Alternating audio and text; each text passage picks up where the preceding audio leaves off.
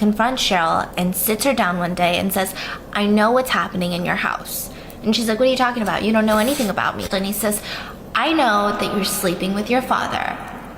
Let's talk about the Pearson family in Long Island, New York. So the head of the house was James Pearson. He was a very domineering dad. He had his own business. He was an electrician. And then Kathleen, she was the wife, and she was just kind of like an amazing mom. So at first they only have 2 kids. They have the eldest son, Jimmy, or James Jr., and then you had Cheryl. And then 8 years later, you had another daughter. So growing up, I mean, they had this really strict household. Anytime James came home, everything had to be done with his routine. Just incredibly strict. So by the time that Cheryl is 10, the mom ends up so sick she was actually hospitalized, and she was kept in the hospital for the next 9 months. So she had a really, really intense kidney disease. So technically, Cheryl at this point became the mom of the house. I mean, she's 10 years old trying to make breakfast for everyone because James, this full-grown adult male, don't know how to do it. So she's doing all of this while she's going to school. So eventually, when she reaches high school, she's thinking, okay, this is my time to shine. And she actually joins the cheerleading squad. So she starts cheering when she's at school, and she meets this guy by the name of Robert Cuccio. And it was just like a really romantic situation. So he gets introduced to the family, and James was relatively strict. He was really protective of Cheryl, didn't want her to date, but it was hard for him to hate Robert. It seems like he was raised really well, and he's like respecting everyone in the house. And then it was gonna be their first Valentine's together. But the day before Valentine's Day, Kathleen dies. The mom? Yeah.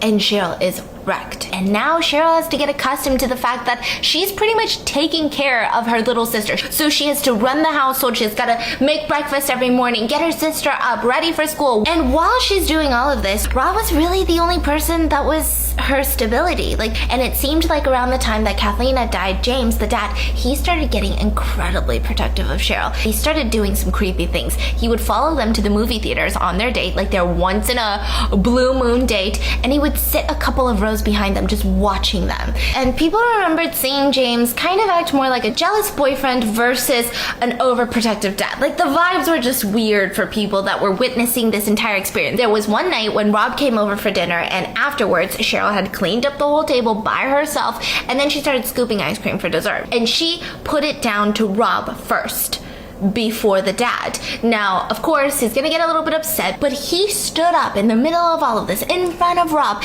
and slapped her across the face for disrespecting him.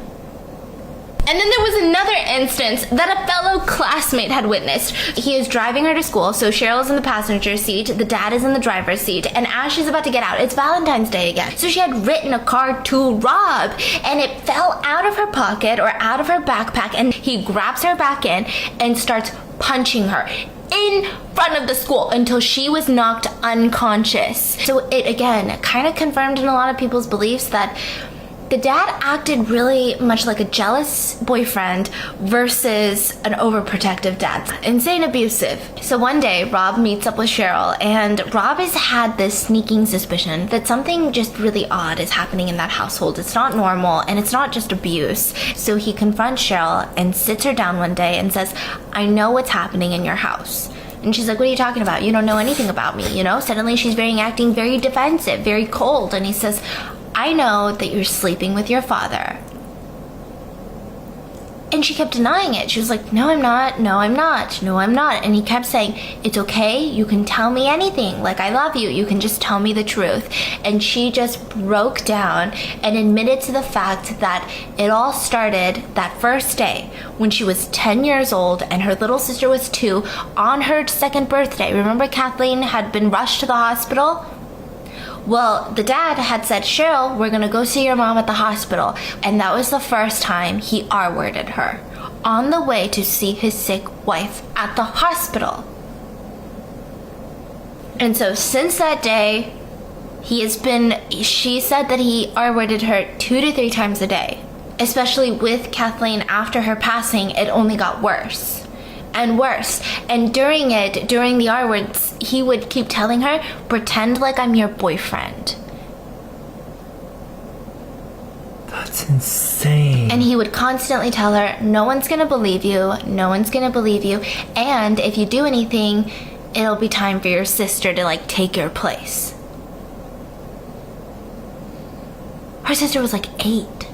when he was saying this stuff. So that once, a couple months later, after she confides in Rob with everything, she wakes up one morning, her dad goes to work and she's cooking the breakfast, she sends her little sister to the school bus, and she walks outside and her dad is dead, so she calls the police. Now, once the police get there, they start investigating. They start asking the neighbors, did you guys see anything? Nobody really saw anything. So they want to ask Cheryl. This is the last person who probably saw him alive. So they sit down the teenage daughter, and she knows, like, another officer had just told her, like 2 seconds ago. And the main officer says, well, do you know anyone who wants to kill your dad? And she says, kill my dad? He's dead? Like, it was just really odd. And the investigators thought that was so weird. They also bring in her boyfriend, Rob. And when they question Rob, they say, did you shoot Cheryl's dad? We know you did, just tell us. And he says, no, I didn't. I just paid the guy who did. Oh my God. What is happening? I mean, these are like 16-year-olds. What in the world are you talking about? So he says, yeah, I just paid him like $400. What are you talking about? Who is this person? Like, where did you find him? In homeroom. Another 16-year-old. Find out it's Sean Pica. So they arrest all three of them, and the story goes like this. So Cheryl's sitting there, and she had recently read the news about a wife who had hired a hitman to, kill the husband. So she's talking about it, and in homeroom, and everyone's like, oh yeah, I saw that on the news, that's crazy. And she kept saying, who would do something like that for money? And Sean Pica, this random kid in homeroom, was like, I mean, I would do it for the right price. And then a couple days later, Cheryl came up to Sean and was like, how much?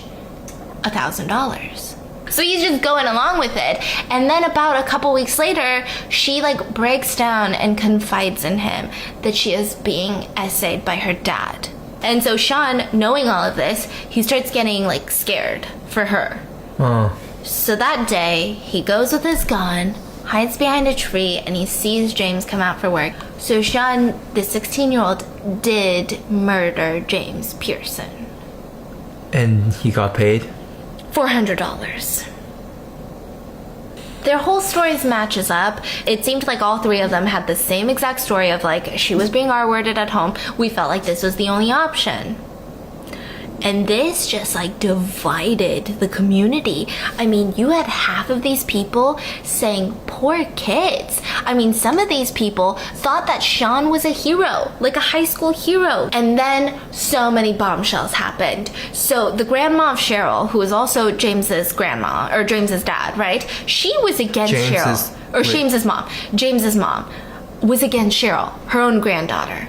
And was just like, no, she's totally guilty. She was in it for inheritance money, right? And then Cheryl was like, well, I'm not guilty because I'm pregnant. And the DNA of this baby will tell you that I'm not lying. So they're like, what? So then a couple months later, she miscarries, which means that they can check the DNA of the, fetus. They check the DNA. It's not her dad's, it's Rob's. So then it's another bombshell. Even though she could be pregnant with Rob's baby, would also be R-worded by her dad. So then a couple more people come forward, full-grown adults that were James's business partners, who said, I have always thought something weird was going on in that house. He always was a little too close to his oldest daughter, and things were just odd. So all three of them decide to plead guilty. What? To manslaughter. So Sean got the most because he was the one that actually pulled the trigger. He got 24 years in prison. Yeah, and then Rob, he got no time. He was put on probation because technically all he did was give the money. And then the conspiracy to commit murder, all of that, the manslaughter, it landed on Cheryl, and she was given 6 months in prison and probation. Now, she gets released within 3 months on good behavior, and Rob was there to pick her up from jail, and they almost immediately got married and built a family together. They have 2 beautiful daughters now, and from that day forward, she said that genuinely, it seemed like her mom had sent Rob. They are still happily married. They actually recently wrote a book from their perspective on this crime, which is really good. It's called Incest, Murder, and a Miracle. The miracle is the fact that Rob, he had a heart attack. He had heart failure, and he didn't have a pulse for 43 minutes. And the doctors kept telling Cheryl, we can't do anything. Your husband is gone now, ma'am. And she kept saying, can you please do 10 more minutes? So they do an extra 10 minutes. He had no pulse for 43 minutes, and suddenly he came back. And they don't really have an explanation. So twins and a miracle. And then Sean, he got his degree in prison, and now he is on the board of directors in this the Hudson Initiative, where they help inmates get their degrees. It's like from the get-go to now, nothing in their actions make me feel like there was something sinister. Yeah, but what's the motive? Like, these kids doesn't seem like they trying to inherit it. Nothing. These things, right? And the three siblings, so James Jr., Jimmy, and Cheryl, and the youngest, super close to this day. Even with Sean, like, some people were like, oh, he's not a hero, he was just in it for the money. But I don't think, like, even when you're in high school, yes, $400 is a lot of money, but it's really not that much money to kill someone, okay? That's it for today's video.